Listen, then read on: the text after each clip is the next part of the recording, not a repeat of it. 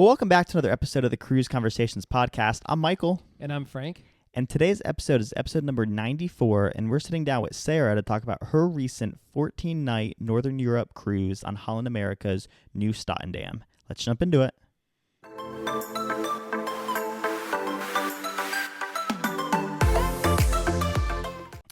All right, so this week we've got a special guest. We've got Sarah on the podcast. Sarah is a listener. She actually reached out this week and she was like, hey, I really enjoy your interviews. And she went on a really unique cruise. This is a 14-night Holland America, Norway fjord, and some Scotland ports on there as well. But Sarah, welcome onto the podcast and thanks for reaching out. We're excited to talk about this one.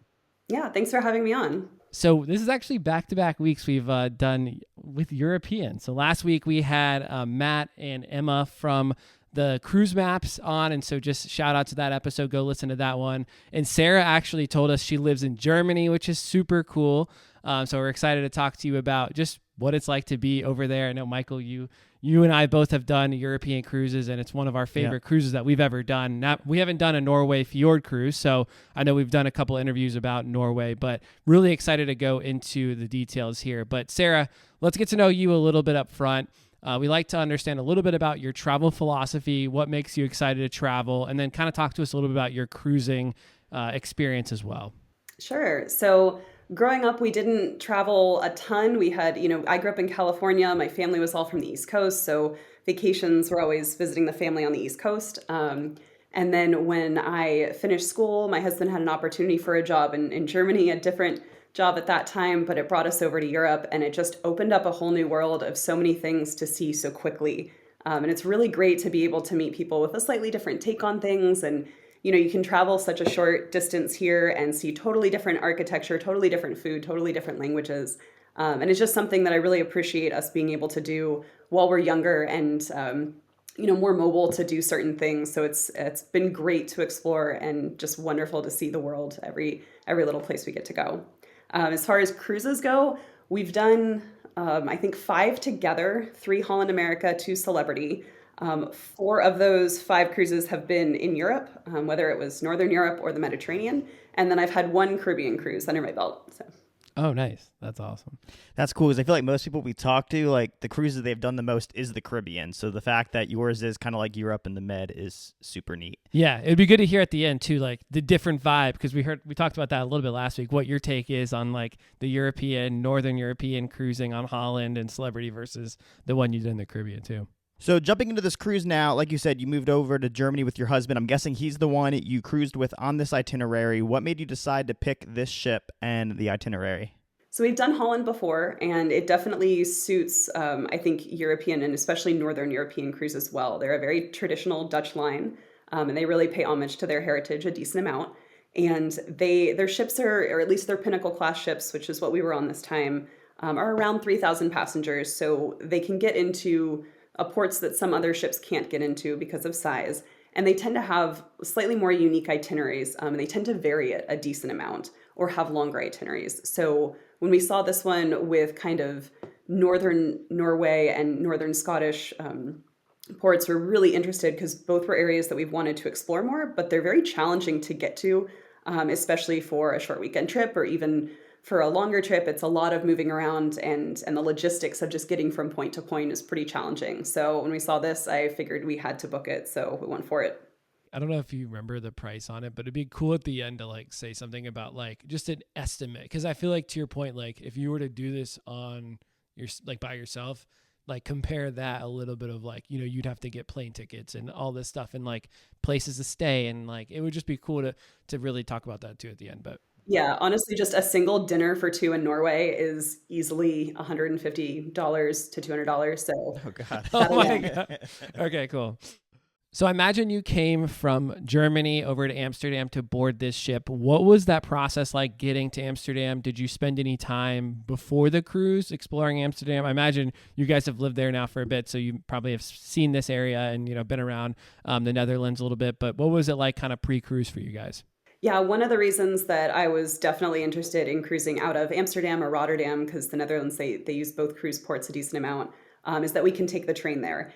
And I have whether or not it's a logical fear, but I always have a slight fear whenever you're checking luggage before a cruise of it not making it and then having to try and catch up with you. So taking the train definitely alleviates that. And there's, relatively easy train travel from where I live in Germany to Amsterdam, which we'd been to before. So we'd seen the city. And because we were departing in August and European cities get very, very full in August, we actually made the choice to stay in Utrecht, which is about 30 minutes outside of Amsterdam. It was just on the way of the path. A really cute university town.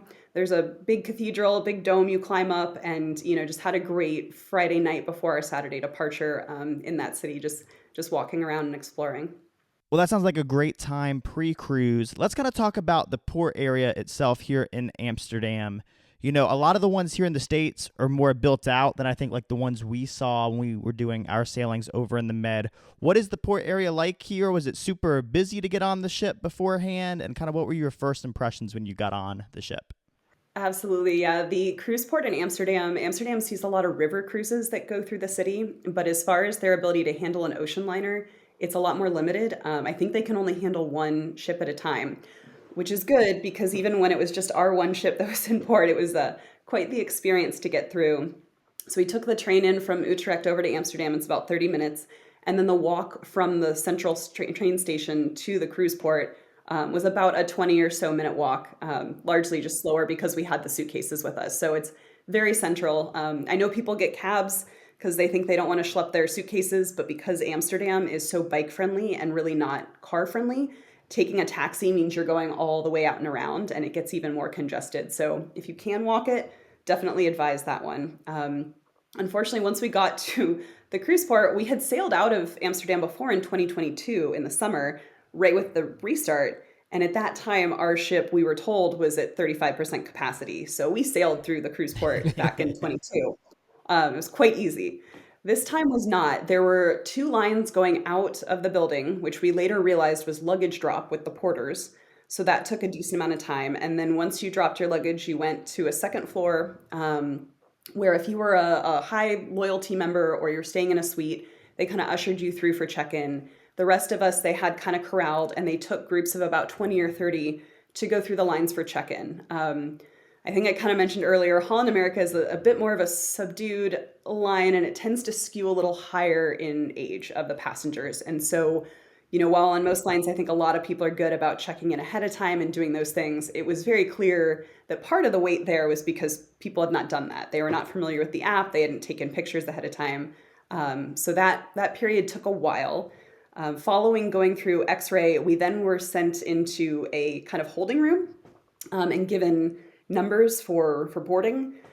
This room had no bathrooms and no water or food and no AC because it's the Netherlands. But it was a lot of people and there was one broken fan. So that became a game of every new person that came in was trying to see if they could make the fan work. So that was an interesting experience. They didn't indicate how long wait times were or whatever. I think we spent between 30 and 40 minutes in that room before we were allowed on to board the ship. They might have been doing that to stagger people for the elevators, but it just really wasn't clear. So nothing was that complicated, but there was a lot of just waiting in the onboarding process.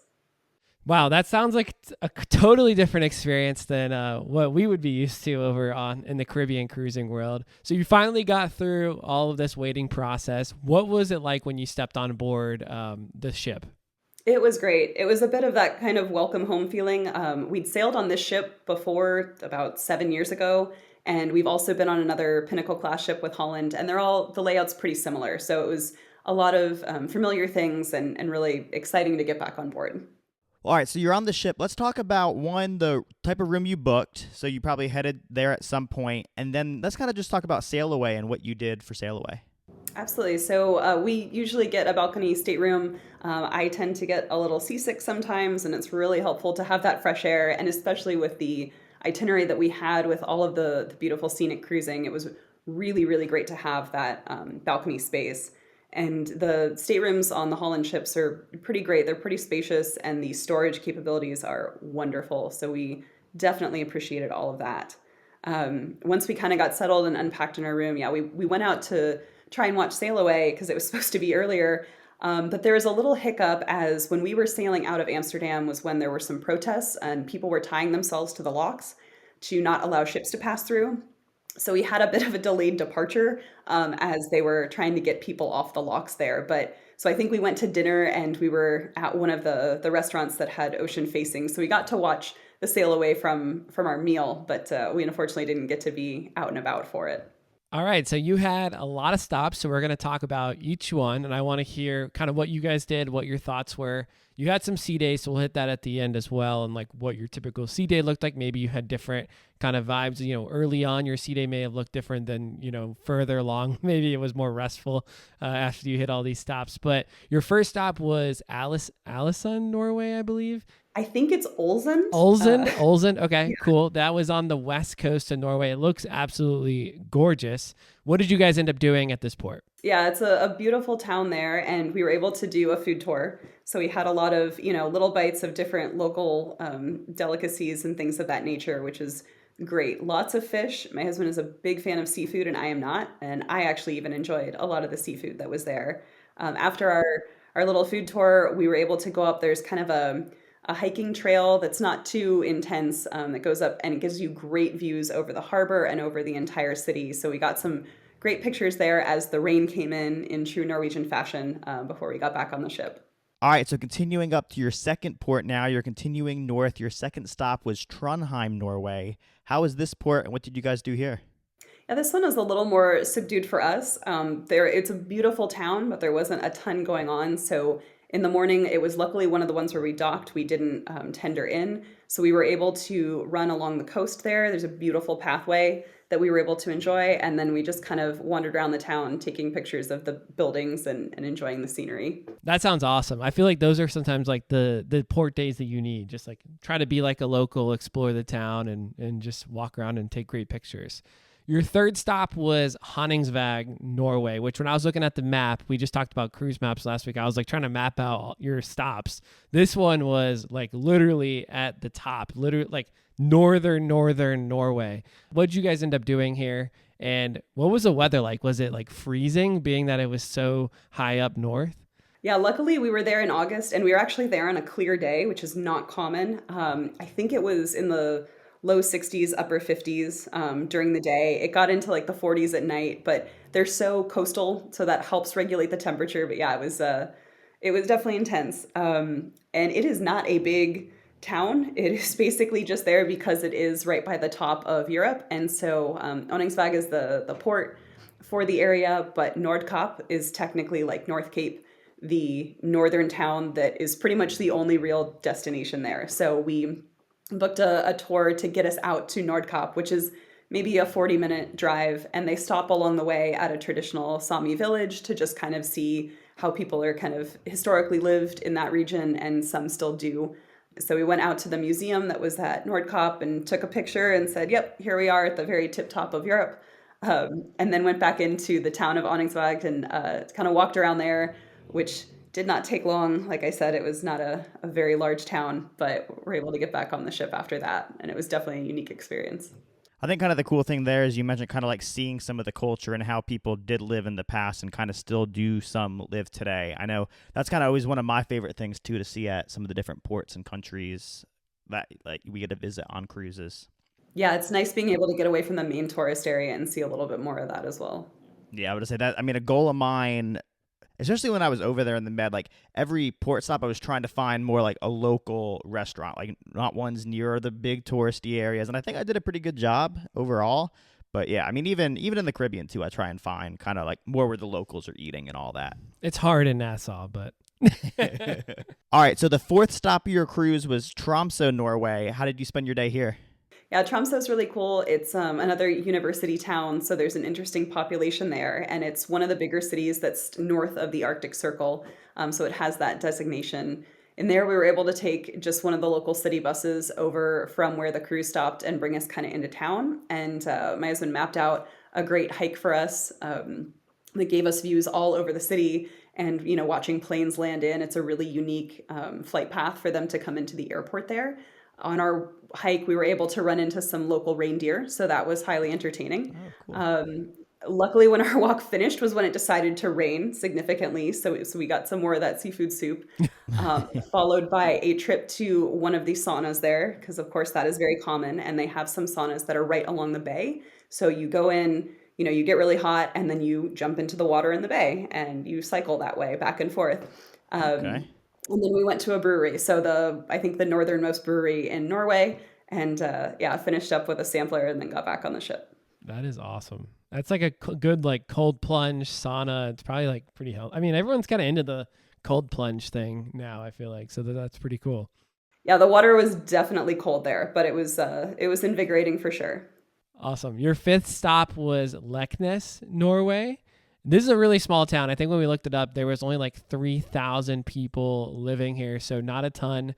What did you end up spending? I think it was like 600 acres too. But yeah, what did you Yeah. guys end up spending how did you end up spending your day in Leknes? Yeah, so unfortunately, this one was a tender, and the tender started late. We're not quite sure why, but we had booked a kayaking tour because we definitely figured that was a beautiful place to go do it. They have a lot of caves, but we missed that pickup from the port time because our tenders were so late. So we kind of redirected, and my husband found a nice hiking trail that brought us kind of up and around, just starting from the cruise port. So we ran into, a lot of sheep and a lot of Norwegians that were just out enjoying their hiking in their backyard, essentially. It was beautiful scenery, beautiful cliffs. Yeah, nothing too crazy and exciting, not too much to do there, but we enjoyed what we did. So here's a question for you. You mentioned that obviously this one was a tender port, and obviously because of the late tender arrival, you missed out on that kayaking excursion. Out of the 8 stops you did, how many were tender ports compared to parking right there at the port? I think 4 or 5 of them. Yeah, Edinburgh was the big tender. That was the longest of them, which really factors in when you're planning on that location. But the other tenders were probably about a 10-minute ride to the port. And what was their process like for prioritizing? Is it like based on your status and kind of like, well, if you're a sweet guest, like that sort of thing? Or like how was your Yeah. ranking in terms of like, and was there like the process of going and grabbing tickets, or was it just like whoever showed up in line first? Yeah, for what we saw, it looked like you just, you queued in a line to pick up a ticket to pick up, for which boat you were going to go on, prioritizing.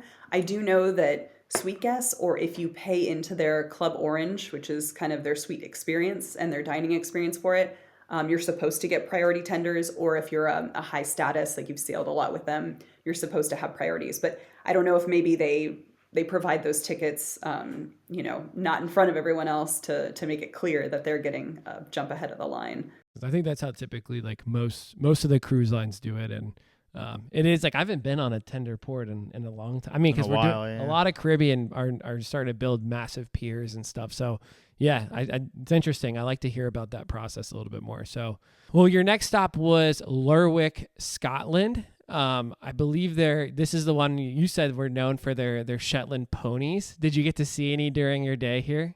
I absolutely did. That was actually my priority. The Shetland Islands, like, that was the first thing I thought about was, oh, I'm going to see the fluffy ponies. So I Googled that because they're around the island, but the ability to see them, there is actually a Shetland pony experience. So you can go, we booked a taxi to take us over there, and they kind of give you the rundown of why these are such popular animals there. And, you get to go meet and pet and walk around, and then you do these amazing pictures with them off the cliffs, going into the ocean. So those definitely made it onto our Christmas card. They worked out very well. And then from there, there's also a brewery. It's the Lerwick Brewery, which prominently features Shetland ponies in all of their merchandise, which is very popular. So we ended the day there and then got back on the ship. Well, that sounds like a real fun day in Lerwick. You saw ponies somewhere up in the mountains recently, Yeah, right? yeah, we did like a hike, and it was like it's known for their wild ponies. So I feel like that's one that my wife would absolutely love to do in Scotland. Now, continuing, obviously your last couple of port stops are still in Scotland now. So your 7th stop was at Portree, Scotland, which is known to be, one of the most beautiful villages here in the UK. What did you guys end up doing here for the day? That one was another hike. We were able to figure out a couple different trails that went along the coast for the most part, starting at the cruise port. And so we did a nice loop around. There we got to meet some more sheep, and some locals that were out, walking their dogs or tending to their houses. It was extremely picturesque, just great experience overall. And so by the time we popped back into the cute downtown area, there was a restaurant that we got into for the quintessential fish and chips to replenish after such a strenuous walk before heading back to the ship. I mean, these places sound so cool because you can just get off and hike and just be in nature. And it seems like everything is so close. I mean, we're looking at Alaska too, which is sometimes kind of compared to Norway cruises because they're kind of the big ones for nature and animals and stuff. But I feel like Alaska, sometimes it's not like you're able to easily walk off and just do these really cool things. This seems like you're pretty much getting taken on this cruise right to like the hub and the spots where you just go hit some awesome trails. It's pretty cool. No, that's definitely the benefit with some of these ports that you tender into, because obviously you're getting more into the downtown area. It's definitely the case for some of the like Northern European kind of city cruises, the ones that hit like Copenhagen and Stockholm, or even the Med cruises where you think, oh, I'm going to Rome. Well, no, you're going to Civitavecchia, and then you're, taking an hour plus to get into Rome proper. So that is the benefit of they're small and they're out of the way as far as a cruise stop goes. And it's difficult because you're tendering in, but then you're right there, and there's just nature abound. It's great. The way that she just sped off like Civitavecchia, like just the local, like that's one that is so hard for me to pronounce. But you're right, like I at least I lived in Italy. I had to be able to pronounce that one. So yeah, and I think we've talked on this podcast before. Like my Med cruise, half the people got on in Rome, half in Barcelona, and I'm real glad we were the ones that got in Rome because, like you said, having I mean, the port days are longer on these Med cruises, but the fact, like you said, is at least an hour plus train ride back and forth. Whereas Barcelona, we were docked right at the port. So I don't know. That's something I didn't think about like when we were first deciding that, but now like looking at future cruises, it's definitely something to take. We just booked that one too, Michael, and we were like thinking the same thing of like, okay, yes, you're doing like an inner port for Rome, but it's better to like get to Rome and have that on the first day than to have your like Rome day be like 2 hours in a train or a car. I would rather get off at Barcelona and do like a quick stop there. So yeah, that's a great point. So your eighth stop was Invergordon, Scotland, which is known to be kind of like the capital of the Highlands. What did you guys end up doing here? yeah, a lot of people went out looking for Nessie because the Loch Ness Lake is not too far from that area. Yeah. We did a bit of a different direction. We went into Inverness proper. There's a train that runs from Invergordon in the port to Inverness that was really easy to navigate. And there's this old bookshop that's fairly well known. It's like Leakey's bookshop. And so they have these ancient books in there and just really old maps that were interesting to look through. And then there is a brewery/distillery. So we were able to do, the required whiskey tasting while you're in Scotland while we were there. There you go. See, I'm not a big beer guy, but I like a good distillery and whiskey and all that. So that's cool that they still got that. Now, your last stop here was South Queensferry. It's super close to Edinburgh. What did you guys end up doing here for your last port stop? Yeah, we were fortunate. We'd been to Edinburgh before. We'd had a couple of days there, and it's a great city and definitely recommend people, get out and explore. But it is a very long tender. It's about a 30-minute tender from the ship to the port, and then it's about 45 minutes into the city. So just when you're looking at your times there, it's something to keep in mind. So we were able to just do a food tour, again, get some highlights of the Scottish food and talk to some people and have a fun experience with that before we had to get back to make sure we made it onto the ship. Wow, that sounds awesome. This is like, again, we've been talking about my wife's wanting to do Ireland, Scotland, and so she's Scottish. Her name's Scotty, and so we've looked at doing like a Scotland cruise. But this is awesome. Did you guys? I do have a question before we go into the cruise part of it. Did you guys plan out your like stops and do like a lot of research beforehand on here's kind of the highlights? Because to me, it's overwhelming. Like, and some of these things are like, you don't like hear about like what to do in some of these ports. So how did you go about kind of the research and planning? Were you trying to break up like, tours versus kind of like exploring on your own? What was your tactic behind that? Yeah, so my husband and I are both very, we'll just go with detail oriented, and we like to plan and we like to figure that out. And for me, that's part of the fun of planning what you're going to do on the vacation and looking into each area and getting to know it. And it's something to keep in mind for especially European cruising as a whole, as opposed to cruising in, say, the Caribbean, is that you're not necessarily going to walk up to ports and just have a bunch of things advertised for you. And especially in these smaller out-of-the-way ones, you might not even be able to get a taxi because there's only 4 taxis on the whole island and they're already booked. So that was something we kind of took it day by day, on a Sunday before as we were leading up in the month's planning and just really looking into each individual stop and saying, okay, what is there? What do we want to do there? How far are things? What can we do with the amount of time that we're off the ship and safely do it? Because we're not really ones for doing the cruise ship excursions, especially with Holland. They tend to be very large and pretty slow paced for what we've experienced. So we like to do it on our own, but we certainly want to make it back onto that ship before they depart. All right, so let's flip over to the sea day portion of your 14-day cruise now. You had 4 full sea days on this sailing. What did your typical sea day look like? Did you kind of have a plan or just go with the flow? And then I think you said there were about 3,000 people on board. How were the crowds around the ship? Yeah, on sea days, we definitely had a rough plan for what we did. And obviously with different activities that were going on over the course of the day, tried to pop into those. As far as crowds and congestion and all of that went, you could definitely feel it towards the middle of the day, say in the buffet or out by the pool if it was a nicer day. They had an observation lounge cafe bar that's on the top forward of the ship that's great for scenic cruising, and that would definitely get crowded on sea days, but it was still easy to navigate. There are always spaces and little things you can pop into. We were really fortunate on this class of ships. There's still a panorama deck, so you can still do laps around the ship. So in the morning, we'd typically get up, get ourselves a coffee from the cafe and, do some walks out there and enjoy the sea air, that kind of thing. Grab some breakfast. We, especially on sea days, definitely preferred the main dining room. Their food in there was fantastic. The breakfasts were great, and it was way easier to deal with than the crowds in the buffet. And then potentially there were, different activities or talks going on in the morning. Usually try and work out like when everyone else is at lunch so that the gym wasn't quite as packed. And then in afternoons, kind of reading, laying out, doing some more walking around the ship. One thing we really like to do on the Holland ships is, an art walk. So they have a lot of really great art throughout the ships.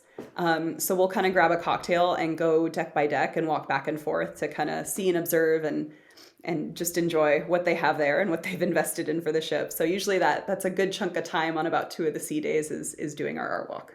That is so cool. I mean, Yeah. I never thought of doing it. I just will go from point A to point B and be like, oh, that's a cool piece of art. But I never intentionally do it. But you're right. Every single ship I've been on, the art is just so really cool and just different things. And you see stuff and it's just I enjoy it. I just have never intentionally done it. So that's kind of a cool, unique idea. Yeah. And it makes us feel more classy if we're day drinking and looking at art rather than just sitting in a bar.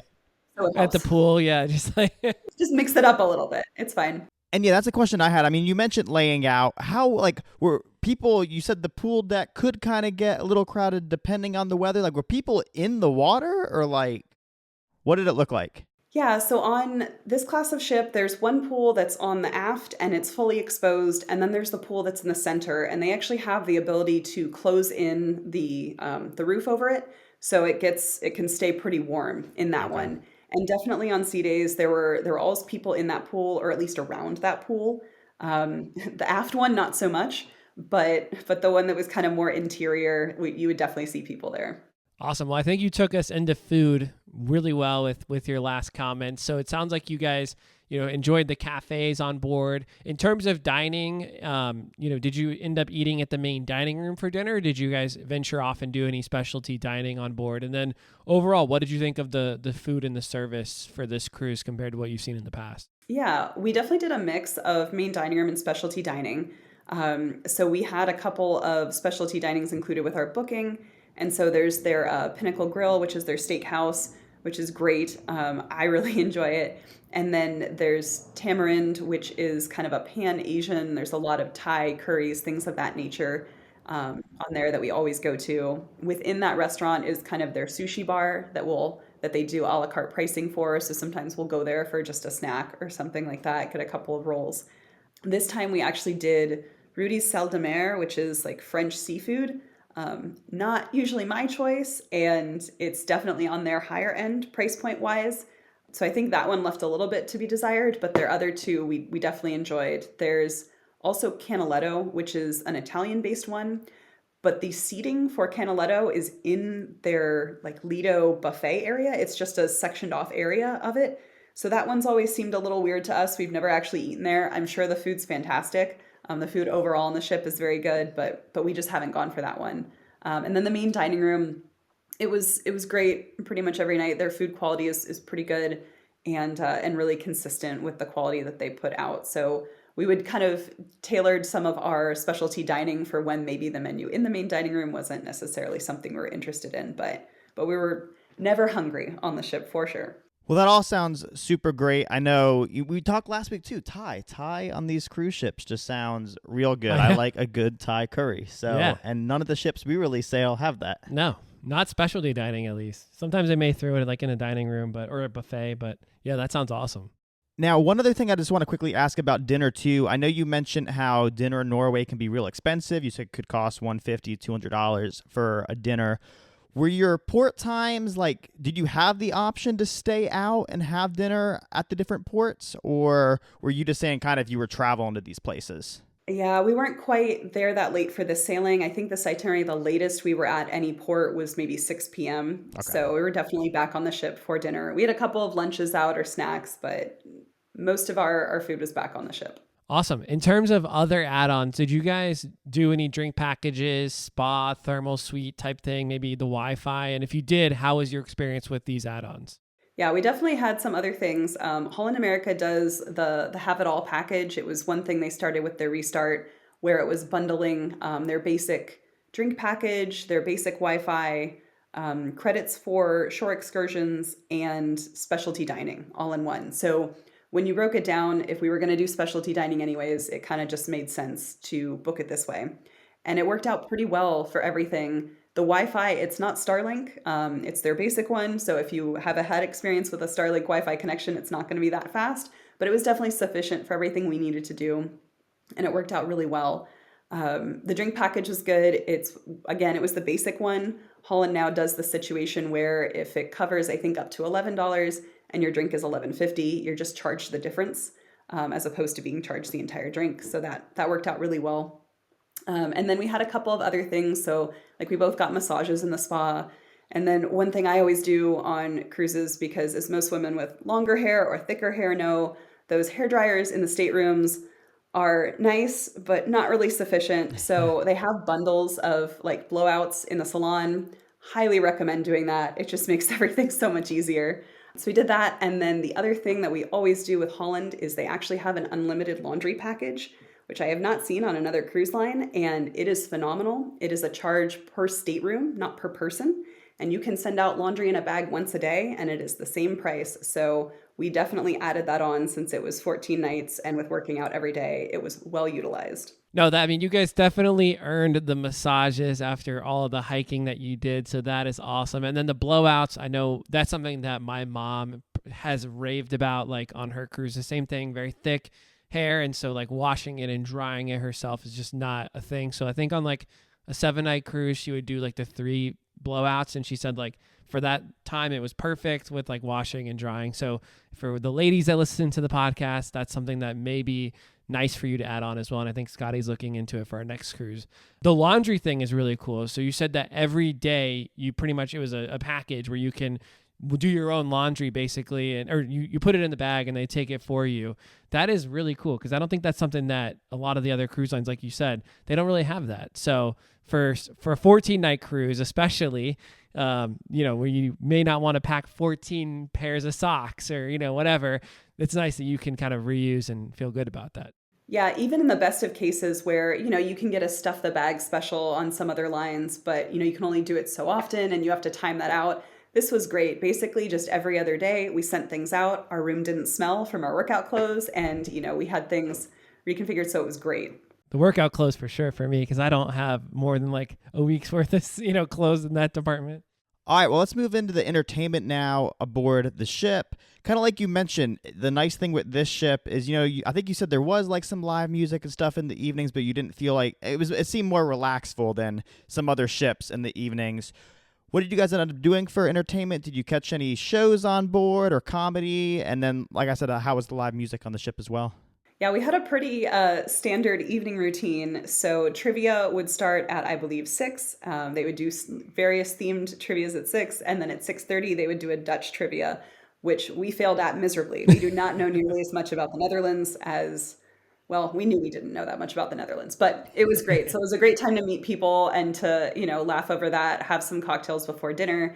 And then after dinner is when they would typically have all of the music walk venues would start during that time. So Pinnacle class ships on Holland are really focused on their live music venues. They have three. So they have the BB Kings, which is kind of an R&B set that just does a phenomenal job. I have never been on a ship with them where that band was not just amazing.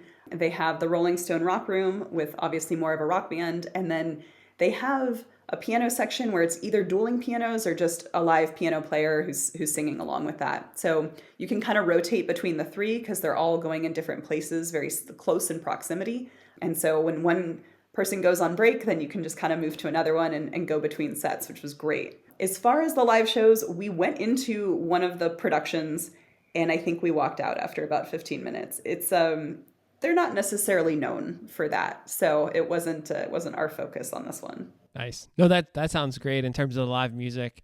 I know we both love live music on the cruise ships, and we were talking about the dueling piano things, like having, and we mentioned that Holland is one of the only other ships or cruise lines out there that really has the dueling piano setup. Even though it's not every night, it sounds like it's a cool option to have and super fun and entertaining as well. So that's awesome. I do have a question. What is the breakdown you would say on this cruise that was like Americans versus like Europeans or other cultures? I'm just curious on like how you felt kind of compared to other cruises, because this is a little bit of a longer one. Wasn't sure if that made it more European folks or more kind of American clientele. Yeah, I will say so on the two Holland sailings that we've done out of Amsterdam, there is a very large Dutch contingent that is typically on the ship. And there was no exception to that. So on Holland sailings out of there, typically announcements are done in English and in Dutch. Usually one of their cruise directors is Dutch. So, nod to the heritage and it's what's sailing out of there. So that was definitely a good proportion. But I would say, yeah, Americans made up a very large proportion of them, Canadians, Australians, and British as well. There's one other German daughter and her mom who were seated with us for a breakfast one day, and her mom spoke next to no English, and so I was able to share a couple of phrases with her, and her daughter told me like it made her morning because everyone on the ship spoke either English or Dutch. No one really spoke German. So that was our experience with the international crew. Now, you mentioned you were able to like pop around between some of the different music venues, kind of between when the people were performing. And I know you said you've sailed the ship before. How is the rest of like the ship layout compared to some of the other either Holland America or Celebrity ships you've done? I would say it's really easy to navigate. Obviously we've done it before and we've been on it for a number of days, so we have that familiarity. But when you look at it compared to like some of the new Celebrity Edge class ships, which have more of that compartmentalized and different areas, or what I've seen in layouts of like the Royal Caribbean, the very large ships, there's a lot to navigate in those. Whereas these ships are a little more enclosed. I would say they're very well suited for cold weather itineraries because they just kind of have more of a traditional cozy feel, if that makes sense. But it's pretty easy to navigate because you have everything around the central, kind of lower decks in the middle of the ship. And then you have some stuff around the Lido and up top. And that's about it. Other than that, it's the staterooms. No, that sounds really cool. And I think to your point, this was a very northern cruise. So, the fact that they have these ships that are enclosed, that are really more giving you views of the ocean and really capitalizing on that is nice to have. And it would be kind of weird if you sailed like an Oasis class ship where you're like outside a lot and you're just like freezing. It just wouldn't make any sense. So that's awesome. And obviously the size of the ship makes a big difference. And the fact that you're able to get into some really cool ports, that also probably plays into it as well.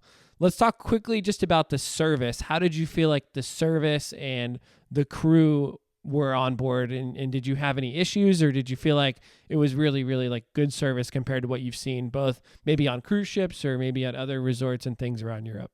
I feel like, every experience I've had on cruise ships has been largely phenomenal.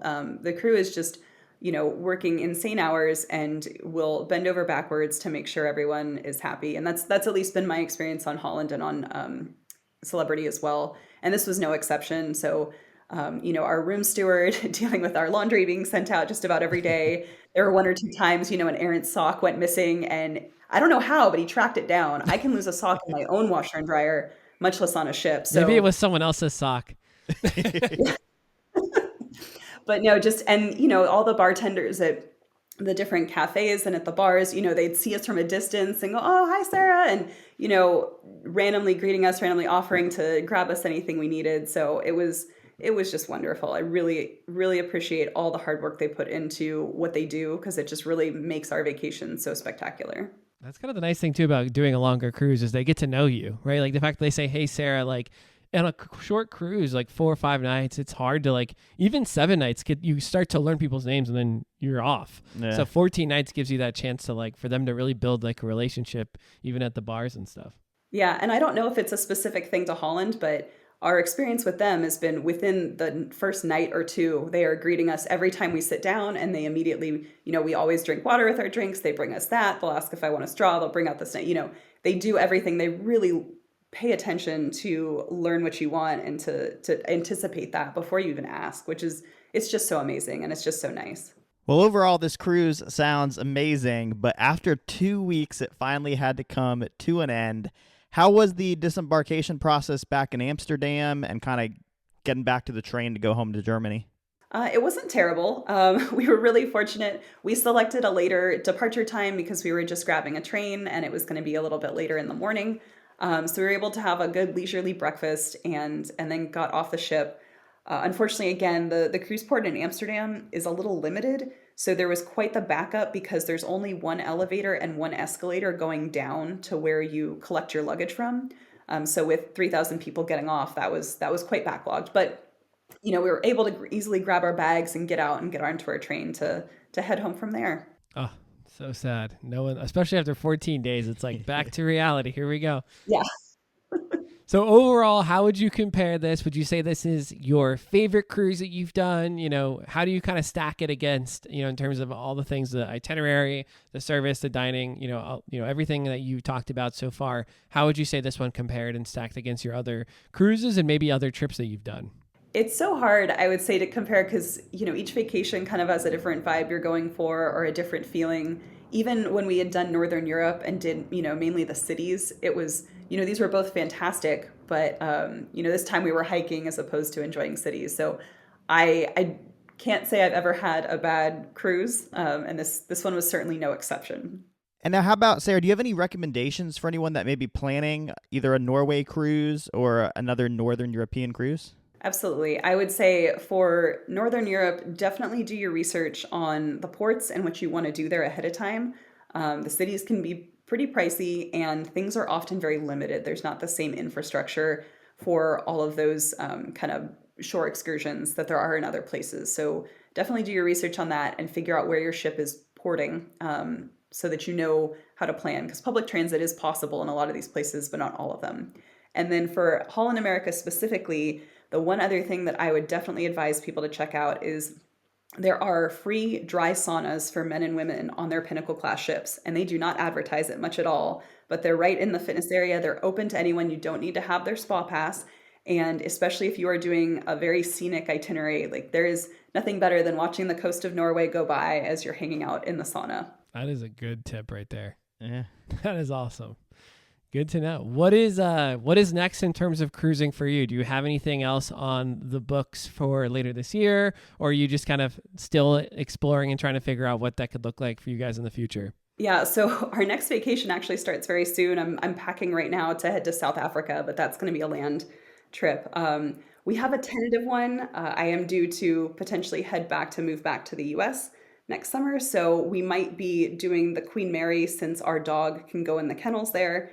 And it's a little bit easier navigating that than putting her under a plane. That is a really good option. I actually never thought about that for people that do have to bring their dogs. Like that makes sense. So what do? They like, you're able to go see your dog during the voyage and they just kind of keep it away from the guests. Is that kind of how it works? There's a specific dog kennel area, and it's very competitive to get spots because I booked 18 months before the sailing, and she's number 4 on the wait list still. So if that is your intention, definitely look early and book early. But yeah, you do everything. You board the ship before everyone else, even your very high status passengers. You board the ship, you take your dog up to where the kennels are on one of the upper decks. You meet the kennel attendant because there is someone that caters to your dogs at all times. And then during, there's a certain set of hours, through most of the morning and then through most of the afternoon, evening, where you can visit with your dog and they play out on the deck. Unfortunately, they can't be in your stateroom at night and you're not with them the entire time. But I am told, and it's been reviewed, that they are very well cared for. And a lot of people certainly appreciate it as opposed to putting their dog in the hold of a plane if you can avoid it. So I didn't even know that. So that is awesome. We'll see if it works out. So. Well, Sarah, first off, I just want to thank you for one, listening to the podcast, and two, reaching out to us on coming on this week. And yeah, thanks for coming on. And we'd love to have you back on anytime in the future. Thanks so much. This was a lot of fun.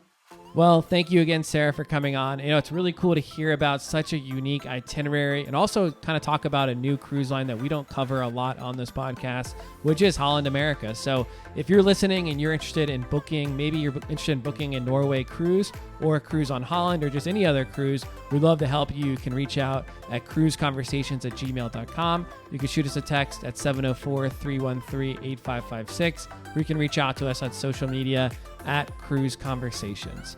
With that, thank you so much for listening to another episode of the Cruise Conversations podcast. We'll see you back here next Wednesday.